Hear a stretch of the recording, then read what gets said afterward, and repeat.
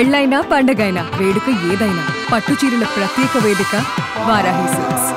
ఆంధ్రప్రదేశ్లో కూటమి ప్రభుత్వం ఏర్పడిన తర్వాత వరుసగా ప్రాజెక్టులకు సంబంధించినటువంటి ప్రకటనలు వస్తున్నాయి. పెట్టుబడులకు సంబంధించినటువంటి భారీ లిస్టు కూడా రిలీజ్ చేస్తున్నారు.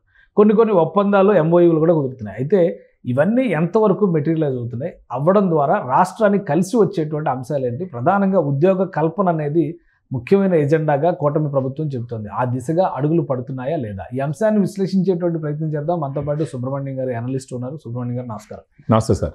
గవర్నమెంట్ ఏర్పడినప్పటి నుంచి ముఖ్యమంత్రి గారు కావచ్చు, ఉప ముఖ్యమంత్రి కావచ్చు, ముఖ్యంగా ఐటీ మినిస్టర్ నారా లోకేష్ గారు వరుసగా ఒప్పందాలపైన ఫోకస్ పెడుతున్నారు. పెద్ద పెద్ద కంపెనీలు తీసుకొస్తున్నారు. ఇండస్ట్రీస్కి సంబంధించినటువంటి లిస్టులు పేరు చూస్తే చాలా పెద్ద కంపెనీలు వస్తున్నాయి. ఇంటర్నేషనల్ లెవెల్ మల్టీనేషనల్ కంపెనీలు ఇవన్నీ వస్తున్నాయి.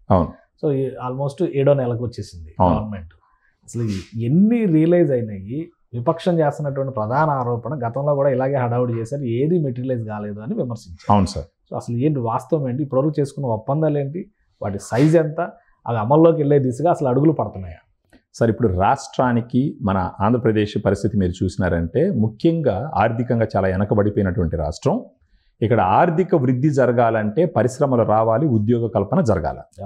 ప్రభుత్వం వచ్చిన గత 6 నెలలు పూర్తిగా తీసుకుంటే మనం కూడా చాలా వీడియోల గురించి మాట్లాడినాము, చాలా విన్నాం కూడా. కానీ గవర్నమెంట్ దగ్గర నుంచి అప్రూవల్ అయిపోయి ఇంకా మొదలుపెట్టి వాటికి టైం లైన్స్ విధించినటువంటి కంపెనీలు 9 కంపెనీలు. ఓకే. వీటి ద్వారా రాష్ట్రానికి వస్తున్నటువంటి పెట్టుబడులు మొత్తం వచ్చేసి 1,80,000 కోట్ల చిల్లర, 1,82,000 కోట్ల 164. వీటి వల్ల మన ఆంధ్రప్రదేశ్లో మొత్తం ఉద్యోగ కల్పన 2,66,000 మందికి చిల్లరకి జరిగే అవకాశం ఉంది. వాటిల్లో మొట్టమొదటి మనం చూసినామంటే మొదటి నుంచి మాట్లాడుతుండేటటువంటి company BPCL, Bharat petroleum corporation limited, Ramayapatnam Nellore దగ్గర 90,000 కోట్లతో ఇంచుమించు 2,000 ఉద్యోగాలు వస్తాయి. 6,000 ఎకరాల్లో పెడుతున్నారు. దీన్ని గాన కంప్లీట్ చేస్తే ఇప్పుడు 9 నుంచి 11 మిలియన్ల మెట్రిక్ టన్నుల చమురుని శుద్ధి చేసేటటువంటి కెపాసిటీ వస్తుంది. అది పూర్తయిందంటే మొత్తం 23,000 మిలియన్ల మెట్రిక్ టన్నులు చమురును శుద్ధి చేసే కెపాసిటీ రాష్ట్రం మొత్తానికి వస్తుంది. అలా జరిగిందంటే దేశంలోనే గుజరాత్ తర్వాత చమురును శుద్ధి చేసే ఎక్కువ కెపాసిటీ ఉన్న రాష్ట్రంగా ఆంధ్రప్రదేశ్ అవతరిస్తుంది. అది ఒక గొప్ప పేరు. సో ఇది ఒకటి బీపీసీఎల్ తో పాటు ఇప్పుడు అరామ్కో అని చెప్పని సౌదీ అరేబియా, అది డిస్కషన్ లో నడుస్తుంది సార్. సో అది కూడా టైప్ అయితే ఇంకా ఈ కెపాసిటీ పెరిగే అవకాశం. అది టైప్ అయిందంటే ఇంకా కెపాసిటీ పెరుగుతుంది. దాని పక్కనే కానీ ఇచ్చినారంటే ఇంకా కెపాసిటీ పెరుగుతుంది. ఇప్పుడు ఇది అప్రూవల్ అయిపోయింది, వర్క్ స్టార్ట్ అవుతుంది. ఈ ప్రాజెక్ట్ వచ్చి 2030కి పూర్తవుతుంది. దీంట్లో గవర్నమెంట్ వాళ్ళకి ఇస్తున్న ప్రోత్సాహాలు వచ్చి ఇంచుమించు 73,000 కోట్ల వరకు ఉంటుంది. అదే గవర్నమెంట్కి ఈ సంస్థ పెట్టడం ద్వారా రాబోయే 20 సంవత్సరాల్లో కలిగే మేలు ఏంటంటే ఒక 83,000-85,000 కోట్ల మేలు జరుగుతుంది. సో ఇది ఒక ప్రాజెక్టు. నెక్స్ట్ మీరు తీసుకున్నారంటే టీసీఎస్, టాటా కన్సల్టెన్సీ, 80 కోట్ల పెట్టుబడితో 2,000 మందికి ఉద్యోగం. ఇది వచ్చేసి వర్క్ జూన్లో నుంచే స్టార్ట్ అయిపోతుంది. జాబ్స్ ఆల్రెడీ ఒక ఆఫీస్ కూడా చూసారు, ఆఫీస్ ఉంది, రెంట్ బిల్డింగ్ కింద తీసుకుందాం. అవును, జూన్లో నుంచే ఉద్యోగాలు ఇవ్వడం మొదలు పెడతారు. ఇది వచ్చేసి మధురవాడ, వైజాగ్. తర్వాత మీరు చూసినారంటే ఆజాద్ ఇండియా మొబిలిటీ అనేసి ఒకటి సత్యసాయి జిల్లాలో పెడుతున్నారు. ఇది ఏంటంటే సార్, ఓల్వో బస్సులు, ఇసుజు బస్సులు, వాటికి బాడీస్ తయారు చేసేటటువంటి ఒక సంస్థ. ఎలక్ట్రిక్ ఆటోస్కి వాటికి ఇచ్చేసేటటువంటి సంస్థ. ఆల్రెడీ బెంగళూరు బస్సుల మీద ఆజాద్ అనే స్టాంప్ వేసి ఉంటుంది. అవును. సో ఆ బాడీ బిల్డింగ్ చేసేటటువంటి ఒక కంపెనీ. ఇది వచ్చి ఒక 70 ఎకరాల స్థలంలో ఆల్రెడీ వాళ్ళకు ఒక సంస్థ కర్ణాటకలో ఉంది. ఇది 2వ సంస్థ. అది పూర్తయిందంటే ఇంచుమించు 15,000 బస్సులు ఆల్మోస్ట్ సంవత్సరానికి. తర్వాత కొంత ఆ వర్క్ పరం వస్తుంది, దానికి సంబంధిత వేరే కంపెనీలు కూడా వస్తాయి. ఇప్పుడు దీని వర్క్ ఆల్రెడీ స్టార్ట్ అయింది. ఇది సత్యసాయి జిల్లాకి సంబంధించింది, రాయలసీమ. తర్వాత మీరు చూసినారంటే ఈ గ్రీన్ హైడ్రోజన్, గ్రీన్ అమోనియా కాకినాడలో వస్తున్నటువంటి 2 ప్రాజెక్టులు. దీనివల్ల ఇంచుమించు 4 నుంచి 5,000 మందికి ఉద్యోగాలు వచ్చేటటువంటి ఒక అవకాశం. అది కాకుండా బిల్డ్ వెల్ అని చెప్పేసి ఇంకొక కంపెనీ అనకాపల్లి. అది కాకుండా ఇంకొకటి మేజర్ 2 రంగాల్లో ఇది జరుగుతుంది సార్. ఒకటి వచ్చేసి పారిశ్రామిక రంగం, ఇంకోటి వచ్చేసి మనకు రెన్యూబుల్ ఎనర్జీకి సంబంధించి బాగా ఫోకస్ చేస్తున్నారు. ఇంకొక 2 కంపెనీలు రెన్యూబుల్ ఎనర్జీకి సంబంధించి, తర్వాత ఈ టాటా పవర్కి సంబంధించి కర్నూలులో వస్తుంది. సో రేపు ప్రధానమంత్రి వస్తారు అని చెప్తున్న గ్రీన్ హైడ్రోజన్ ప్రాజెక్ట్ వస్తే అదొక 1,00,000 కోట్లు లెక్క చెప్తున్నారు. అవును, అంటే అది కాకుండా ఇవి ఆల్రెడీ మెటీరియల్ అయిపోయినట్టు, అంటే అప్రూవల్ అయిపోయి వర్క్ స్టార్ట్ అయిపోయినట్టు. సో అది కాకుండా ఇంకొకటి వచ్చేసి కంప్రెస్డ్ బయోగ్యాస్ సిబిజీ. దీని ద్వారా ఇంచుమించు 65,000 కోట్ల పెట్టుబడి రిలయన్స్ ఒక 2.5 లక్షల మందికి ఉద్యోగాలు.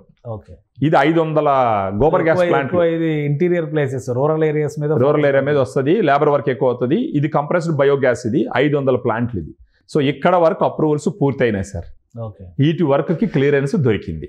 సో ఒక 6 నెలల్లో 9 కంపెనీలు 1,82,000 కోట్ల పెట్టుబడి, 2,66,000 కంపెనీలు కాదు, ఓన్లీ పెద్ద ప్రాజెక్టులు ఏవైతే ఉన్నాయో అవి క్యాలిక్యులేట్ చేస్తే 1,80,000 కోట్లు దాటుతుంది. అవును ఈ 6 నెలల. మిగతా అన్ని డిస్కషన్ స్టేజ్ లో ఉన్నాయి. కొన్ని ఎంఓఎస్, ఇప్పుడు గూగుల్ కూడా ఎంఓయూ అయ్యింది, కానీ కంప్లీట్ క్లియరెన్స్ ఇంకా రాలా. గూగుల్ వైజాగ్ లో మీరు చూసినట్టు ఎంఓ అయ్యింది డేటా సెంటర్స్ కి, ఇంకా క్లియర్ కాల. సో గవర్నమెంట్ నుంచి క్లియర్ అయిపోయి వాటికి టైం లైన్స్ సెట్ చేసి వదిలినటువంటి కంపెనీలు 6 నెలల్లో 9, 2,66,000 మందికి ఉద్యోగాలు. సో ఇవన్నీ వచ్చినాయంటే వాటికి సంబంధిత మిగతా రంగాలు రావడం. ఇంకొకటి అసలు ఈ ప్రాజెక్టులు వస్తున్నటువంటి విధానం చూస్తే కూడా స్టేట్ లో ఏదో ఒక పక్కన ఒక జిల్లాలకు ఒక ప్రాంతానికి పరిమితమైనటువంటి దాఖలాలు కనిపించడం లేదు. అవును, కరెక్టే కదా. అంతే సార్. ఇప్పుడు దాన్ని ఎలా చూడాలంటే, ఇప్పుడు నేను పెట్టాలన్నా కూడా అంటే ఫోర్స్ఫుల్ ఫిట్ అంటారు. ఇప్పుడు ఒక ప్రదేశంలో, ఇప్పుడు కర్నూలు అంతా ఒక రెన్యూబుల్ ఎనర్జీకి కేంద్రంగా చేయాలనుకున్నప్పుడు అక్కడ ఒక రెన్యూబుల్ ఎనర్జీ తీసుకొచ్చి ఇంకేదో మూల ఇంకో దగ్గర, లేదంటే అనుకూలంగా లేని దగ్గర అలా పెట్టడం కరెక్ట్ కాదు కదా. అక్కడున్న నైసర్గిక స్వరూపం, వాతావరణ పరిస్థితులు, అక్కడ ఉన్నటువంటి వనరులు, వాటన్నిటికీ అనుకూలంగా దేనికి సంబంధించింది అక్కడ పెట్టాలా.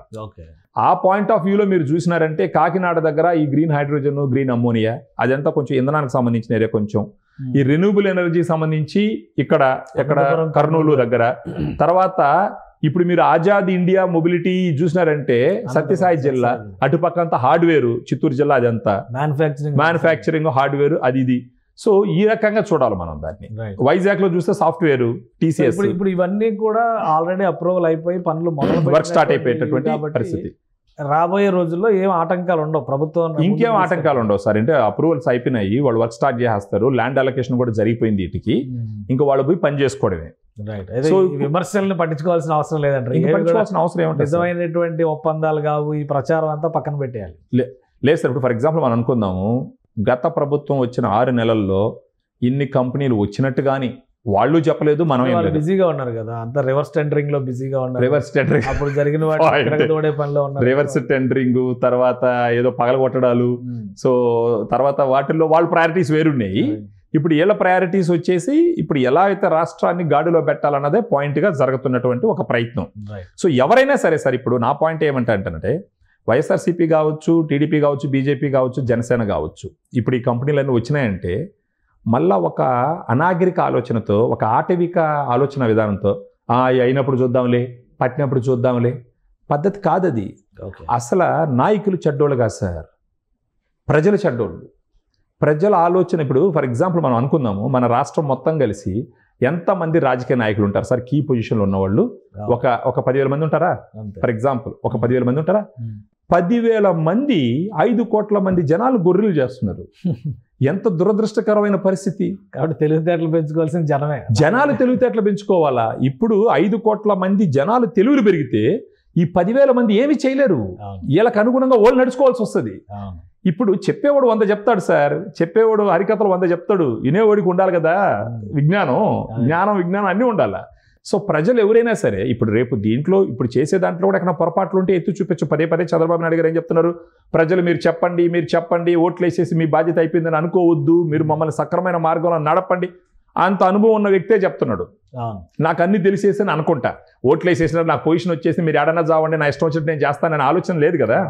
సో ప్రజలు మారాలా. ప్రజలు మారి వీళ్ళు తప్పు చేస్తే ఎత్తు చూపించండి, కానీ చేసే మంచి పనిని అభినందించండి. ఒకవేళ ఓపెన్ గా కాకపోయినా మనసులో అన్నా ఫీల్ అవ్వండి, రేపు ఓపెన్ గా బయటపడతారు.